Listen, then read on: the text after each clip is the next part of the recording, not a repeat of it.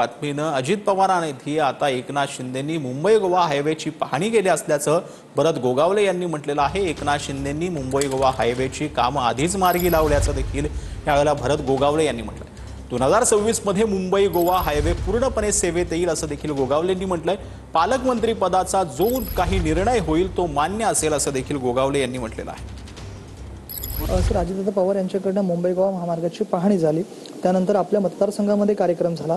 या एकंदरीत परिस्थितीकडे आपण कसं पाहताय? त्यांनी त्यांच्या पक्षाच्या कार्यक्रमासाठी आले होते आणि त्या वेळेला त्यांनी ती पाहणी केलेली आहे। परंतु मागच्या वेळेला जेव्हा एकनाथ शिंदे साहेब आले होते गणपतीमध्ये, त्याच वेळेला त्यांनी हे सगळी कामं मार्गी लावलेली आहेत आणि तशी ती सुरू पण आहेत। आता ते आम्ही पाऊस उघडल्यानंतर ते संपवू आणि 2026 ला हा रस्ता पूर्ण रहदारीसाठी मोकळा होईल असं मला वाटतं। तर शेवटचा प्रश्न, आज आपला वाढदिवस आहे, जिल्ह्यामध्ये काही ठिकाणी चर्चा होती की पालकमंत्री पदाचा आज वाढदिवसानिमित्त आपलं सुटणार आहे, एकंदरीत ते खरं आहे का? असं तर त्या लोकांना माहिती असेल, पण आम्हाला नाही माहिती। पण आम्हाला ज्या वेळेला निर्णय होईल तो आम्हाला मान्य असेल। धन्यवाद सर। हे होते मंत्री भरत गोगावले। व्हिडिओ जर्नलिस्ट योगेश सावंत, राज वैष्णव, TV9 मराठी, रायगड।